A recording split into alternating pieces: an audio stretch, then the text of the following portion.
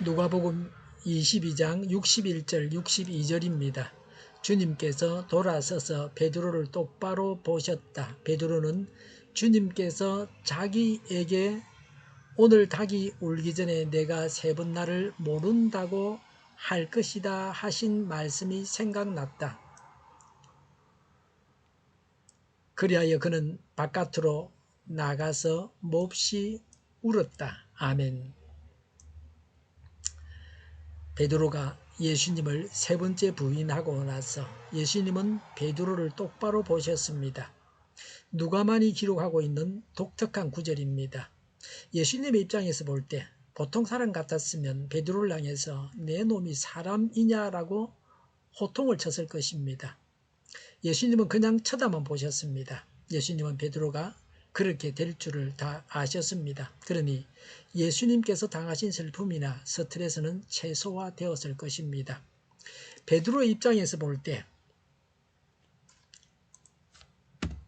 베드로는 예수님을 뵐 낯이 없었을 것입니다. 지구문이라도 있었더라면 들어가고 싶었을 것입니다. 그런데 예수님께서 베드로를 똑바로 보셨습니다. 지금도 우리는 이런 예수님의 눈빛을 의식하면서 살아야 합니다. 예수님은 지금도 우리를 이렇게 똑바로 보고 계십니다. 우리가 예수님을 부인하는 그 자리에서 나를 바라보시는 예수님을 볼 수 있어야 합니다.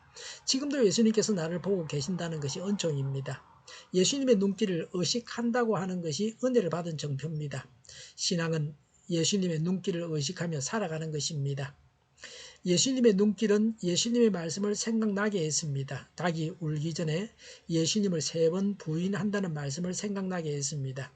성경을 생각나게 하는 것이 하나님께서 하시는 일입니다. 예수님의 말씀이 생각나야 합니다. 우리는 생활 속에서 문득문득 떠오르는 것이 무엇입니까? 하나님 말씀입니까? 말씀이 생각나야 합니다. 베드로가 그래도 예수님과 함께하는 생활을 했기 때문에 예수님의 말씀이 생각난 것입니다. 우리는 예수님과 함께하는 생활을 해야 합니다. 말씀과 함께하는 생활을 해야 합니다. 그래서 생활 속에서 말씀이 생각나야 합니다. 악한 생활을 하고 악한 친구를 사귀면서 악한 사람들과 생활하는 사람들은 생각나는 것이 악한 것들 뿐입니다. 악한 친구와 함께 했던 악한 일과 악한 친구의 몹쓸 말들일 것입니다. 악한 것만 떠올라서는 선한 일을 할 수가 없습니다. 예수님의 말씀대로 되었습니다. 베드로의 생각대로 된 것이 아닙니다. 베드로 자신이 한 일이지만 베드로의 뜻대로 되지 않았습니다. 사람은 자기를 주체하지 못합니다. 나 자신까지도 주관하시고 다스리시는 분이 하나님이십니다. 62절에 그리하여 그는 바깥으로 나가서 몹시 울었다고 했습니다. 베드로는 바깥으로 나가서 몹시 울었습니다. 베드로의 가슴이 터질 것 같아서 소리내어 엉엉 울었을 것입니다. 회개했습니다. 회개의 눈물입니다. 이런 눈물이 있어야 합니다. 값진 눈물입니다. 노을 저는 고백된 가오는 그 사람의 새로운 미덕이 된다고 했습니다. 이런 눈물을 잃었기 때문에 사람이 아니고 짐승이 되고 말았습니다. 사람은 회개의 눈물을 흘릴 줄 알아야 합니다. 말씀의 역사입니다. 말씀을 생각해 내어서 회개하게 된 것입니다. 하나님 말씀은 우리로 하여금 회개하게 합니다. 말씀이 생각나서 회개하는 하루가 되시기 바랍니다.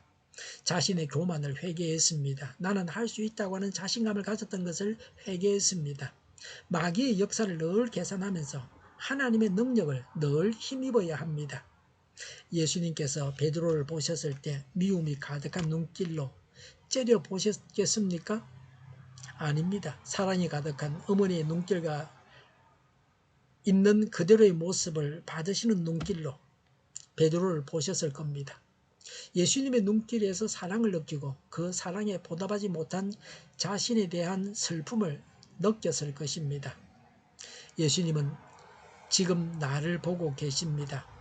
헌신되지 못한 삶, 적당한 믿음 생활, 급할 때면 나오는 거짓말, 그리스도인의 신분을 감추고 싶은 마음, 세상적인 면에서 성공하지 못해서 슬퍼하는 마음을 가지는 것 등등입니다. 말씀의 역사로 인해서 회개의 눈물을 흘리시기 바랍니다. 회개의 눈물이 우리를 살립니다. 하나님과 관계를 회복시킵니다. 우리의 심령을 살립니다. 우리의 육신까지도 건강하게 될 것입니다. 기도하겠습니다. 말씀을 두고 회개하고 하나님과 원만한 관계를 가지게 하옵소서. 오늘보다 내일이 더 낫게 하옵소서. 교회가 분열되지 않고 하나가 되게 하여 주시옵소서. 모든 언론이 제 역할을 다하게 하여 주시옵소서.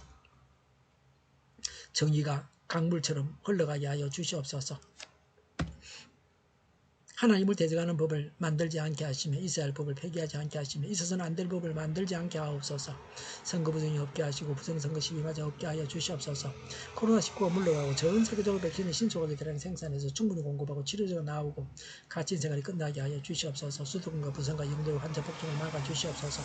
우리 동일교회가 만군은집하게 하여 주시옵소서. 예수 이름으로 명하노니 모든 병만은 물러가고 몸의 모든 부분들은 온전하게 될지어다. 신유의 기적을 베푸셔서 지금도 저희의 질병을 고쳐 주시옵소서. 코로나로 신음하는 모든 자들을 고치시고 온전케 하여 주시옵소서. 저희와 교회와 이 나라의 민족을 불쌍히 여겨 주시옵소서. 잘못된 것을 제거해서 성결하게 하여 주시옵소서. 교회와 나라의 지도자 복을 허락하여 주시옵소서. 하나님께서 기뻐하시는 교회와 나라가 되게 하여 주시옵소서. 내년에 대선도 주장하셔서 이 나라를 살리는 지도자를 뽑을 수 있게 하시며 하나님의 뜻대로 되어지게 하여 주시옵소서. 늘 맑은 공기를 마실 수 있게 하여 주시옵소서. 공부하는 학생들에게 지혜를 다하시며 앞서가게 하시며 합격의 강을 누리게 하여 주시옵소서. 오늘도 하나님 안에서 차고 넘치는 삶, 복된 삶을 살게 하여 주시옵소서. 감사와 찬양을 주님께 돌려드리며 예수님의 이름으로 기도하옵나이다. 아멘.